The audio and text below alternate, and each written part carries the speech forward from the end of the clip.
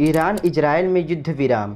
Israel और Iran के बीच 12 दिन के युद्ध के बाद मंगलवार तड़के उसके विराम की घोषणा हो गई। इस युद्ध विराम की घोषणा अमेरिका के राष्ट्रपति डोनाल्ड ट्रंप ने इंटरनेट मीडिया पर की। कुछ घंटे बाद इजरायल ने युद्ध विराम की पुष्टि कर दी, लेकिन उसके कुछ ही देर बाद ईरान ने इजरायल पर बड़ा हमला कर दिया। इजरायल के बीरशेबा शहर पर हुए मिसाइल हमले में 4 लोग मारे गए और 20 से ज्यादा घायल हुए। हाइफा पर भी मिसाइल हमला हुआ, लेकिन बड़ा नुकसान नहीं हुआ। इन हमलों के बाद ईरान ने भी युद्ध विराम की पुष्टि कर दी। इसी दौरान बीरशेबा पर ईरानी हमले से बौखलाए इजरायल के रक्षा मंत्री इजरायल काट्ज के जवाबी हमले के निर्देश पर ईरान में जो हवाई हमला हुआ उसमें 9 लोगों के मारे जाने और रडार नष्ट होने की सूचना है। अमेरिका के राष्ट्रपति ट्रंप के नाराजगी जताने पर दोनों ओर से युद्ध विराम उल्लंघन का पता चला है। ट्रंप ने ईरान और इजरायल द्वारा युद्ध विराम तोड़े जाने पर नाखुशी जाहिर की है। उन्होंने स्पष्ट कहा, इजरायल से खुश नहीं हूं, क्योंकि उसने युद्ध विराम का उल्लंघन किया है। इजरायल अब ईरान पर और बम नहीं डाले। अगर बमबारी हुई तो यह युद्ध विराम का बड़ा उल्लंघन होगा। इजरायल तुरंत अपने पायलट वापस बुलाए।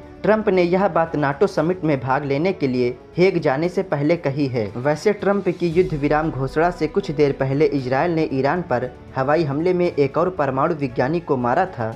यह इजरायल द्वारा 12 दिनों में मारे गए 19वें परमाणु विज्ञानी थे। परमाणु संयंत्रों पर हमले के साथ ही परमाणु विज्ञानियों की हत्या कर इजरायल ने ईरान का परमाणु कार्यक्रम पूरी तरह से पटरी से उतारने की कोशिश की है। अमेरिका के राष्ट्रपति ट्रंप ने कहा कि ईरान की परमाणु क्षमताएं खत्म हो गई हैं, इसलिए अब उस पर हमले बंद होने चाहिए। लेकिन ईरान के परमाणु ऊर्जा संगठन के प्रमुख मोहम्मद इस्लामी ने कहा है कि केवल स्थान का नुकसान हुआ है, हमारा परमाणु कार्यक्रम पहले की तरह जारी रहेगा। ट्रंप ने उपहास के अंदाज में कहा, कतर के अल उदैद वायुसेना अड्डे पर सूचना देकर हमला करने के लिए ईरान का शुक्रिया, क्योंकि सूचना मिलने से सतर्कता बरती गई और कोई हताहत नहीं हुआ। पता चला है कि राष्ट्रपति ट्रंप की युद्ध विराम की घोषणा के बाद और इजरायल व ईरान के इसे स्वीकार करने से पहले इजरायली शहरों में हवाई हमले से सतर्क करने वाले सायरन घंटों गूंजते रहे, जबकि ईरानी शहरों में सतर्क करने की ऐसी कोई व्यवस्था नहीं है। इस दौरान बीरशेबा, तेहरान और ईरान के उत्तर में हुए हमलों का पता चला है। ईरान और इजरायल दोनों ने